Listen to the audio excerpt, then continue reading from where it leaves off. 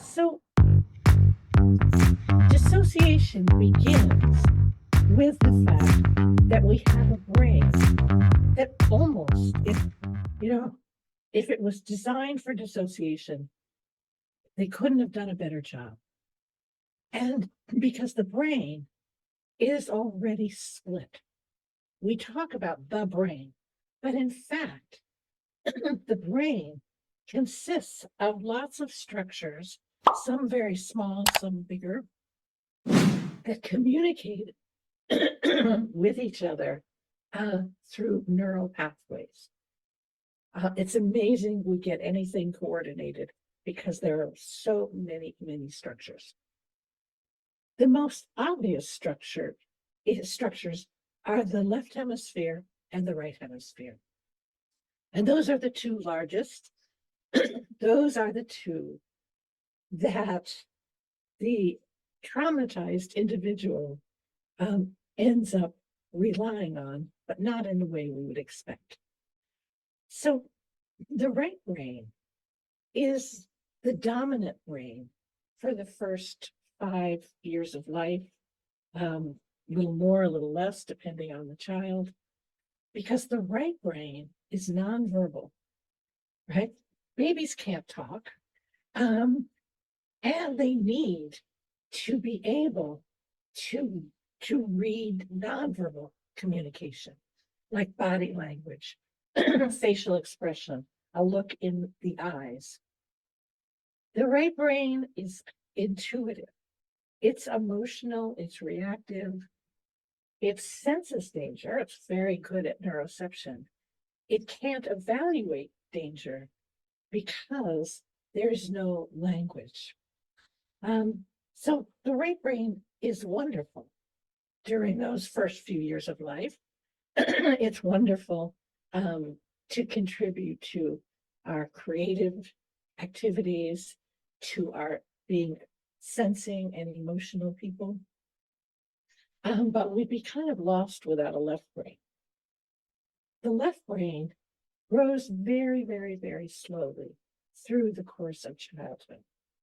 And it's ironic because this afternoon, my youngest granddaughter and her mom are arriving. And my youngest granddaughter is almost 2.5. And you can see her little left brain is developing. It starts, we notice the left brain appearing in children around 1.5, 2, when they start to use words. Because that's the most striking thing about the left brain, is that it's verbal. And as children get older, their language develops more and more. Their vocabulary gets bigger. They can put words together. They become more goal-oriented, more, they're able to learn from experience. Eventually, they're able to plan and organize, and eventually manipulate complex ideas.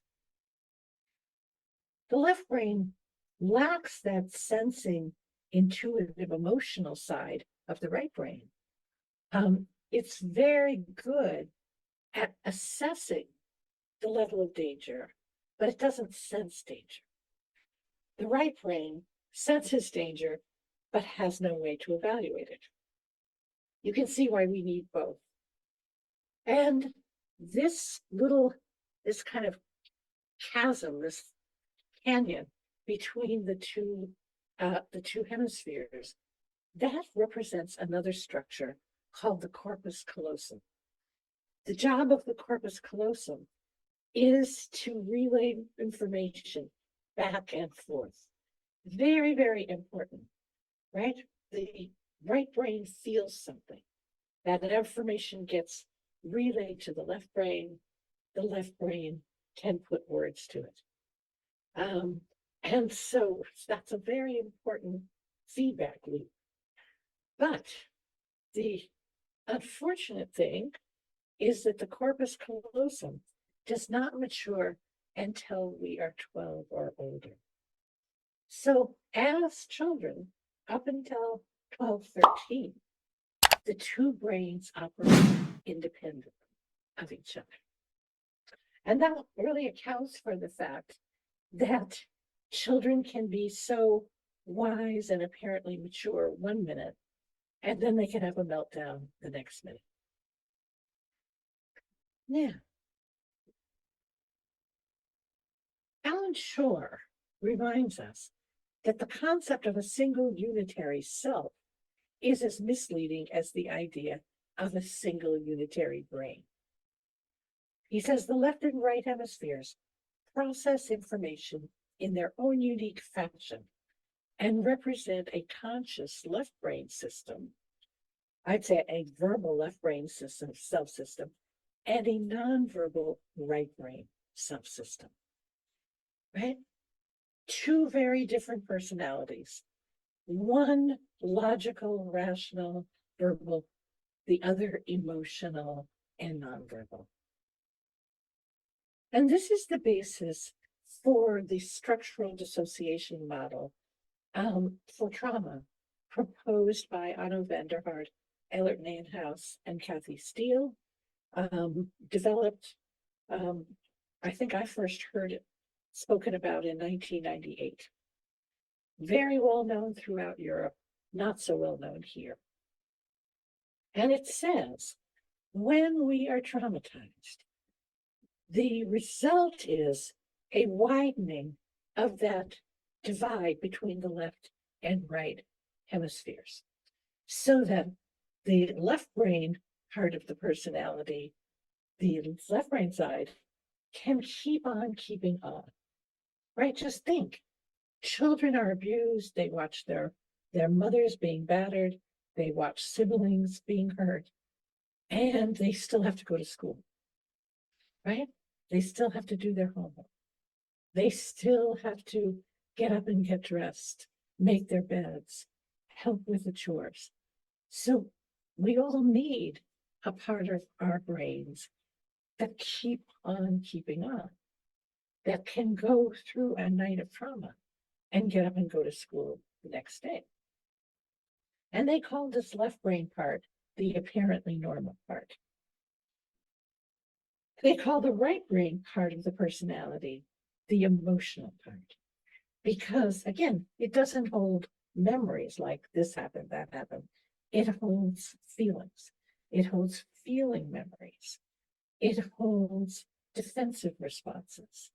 And in addition, it continues to be vigilant for the next and the next and the next trauma. Because those of you, and I'm sure that speaks to most of you, who work with traumatized individuals, know they don't just have one terrible, horrendous experience.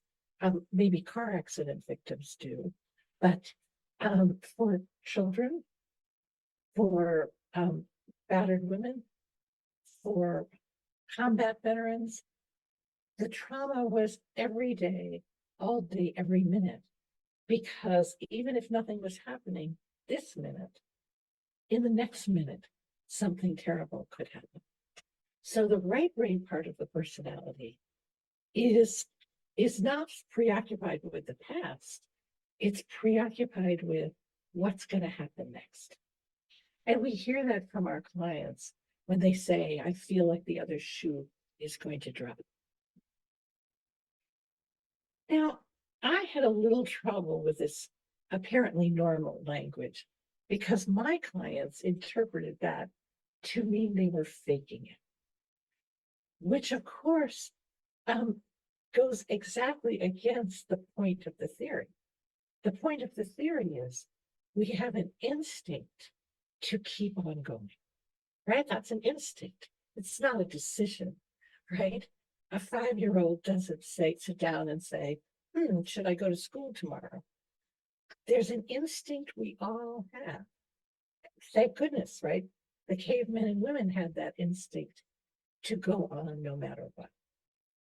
So I changed the language with all due respect to the authors of the theory, and I renamed the left brain part of the personality the going on with normal life part. And because I wanted to emphasize that's not faking it, it's not pretending, it's an instinct to keep on going, and it takes a lot to keep on going. I called the right brain part of the personality the traumatized part. Because, of course, even though the whole body has been traumatized, I wanted to name these two sides as in such a way that it would help the going on with normal life part accept the trauma. And so when my clients said, oh, it wasn't so bad, people have it much worse, I could say, well, that's fine for you to say, but I don't know that the traumatized part would agree with you. And so it was a very, very good clinical way of helping my clients relate to having been traumatized.